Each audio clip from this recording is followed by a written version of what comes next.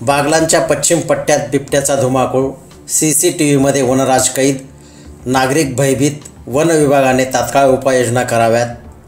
तुम्ही पाहत आहात 24x7 न्यूज चॅनल।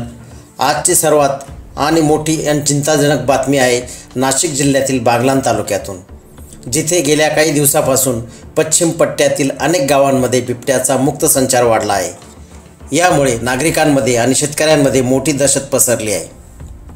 ही बाब केवळ बोलत नाही तर ती कॅमेऱ्यात कैद झाली आहे। बागलाणच्या निकवेल येथील शेतकरी संतोष पुंडलिक जाधव यांच्या शेतात बिबट्या चक्क शिकार करण्याच्या नादात त्यांच्या घराजवळच्या CCTV कॅमेऱ्यात कैद झाला आहे। निकवेलसोबतच जामोटी आणि मुल्हेर या परिसरामध्ये वारंवार बिबट्याचे दर्शन होत आहे। शेतात काम करणाऱ्या शेतकऱ्यांसाठी आणि रात्री अपरात्री प्रवास करणाऱ्या नागरिकांसाठी हे मोठे आव्हान ठरले आहे।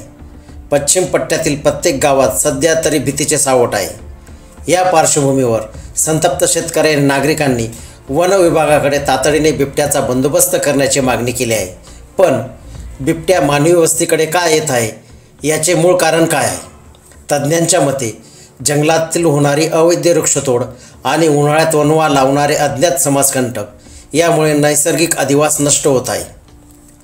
वनसंपदा नष्ट झाल्यामुळे बिबट्या आणि इतर हिंस्र प्राणी अन्नाच्या शोधात थेट मानवी वस्तीत घुसखोरी करीत आहेत। नागरिकांच्या मते वन संरक्षण, मोठ्या प्रमाणात झाडे लावून नैसर्गिक संपत्ती जतन करणे हाच या समस्येचा खरा आणि दीर्घकालीन उपाय आहे। यामुळे प्राण्यांच्या वस्तीकडे होणारा संचार थांबेल आणि जनमानसांमधली भीती दूर होईल। यासाठी सहाय्यक वनरक्षक, वनपरिक्षेत्र अधिकारी आणि वनपरिमंडल अधिकारी यांनी या तातडीने उपाययोजना करण्याची गरज आहे। केवळ बिबट्याला पकडणे नव्हे तर वनाचे संरक्षण करणे हेही तितकेच महत्त्वाचे आहे। बागलाण तालुक्यातील नागरिकांच्या सुरक्षतेसाठी वन विभाग काय पाऊल उचलतो याकडे आता सर्वांचे लक्ष लागले आहे। या विषयावर पुढील अपडेट्स आम्ही तुमच्यापर्यंत पोहोचवत राहू।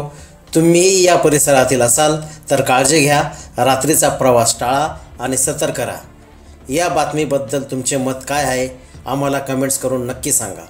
बातमी आवडल्यास लाईक करा, इतरांना शेअर करा आणि आपल्या चॅनलला सबस्क्राईब करायला विसरू नका।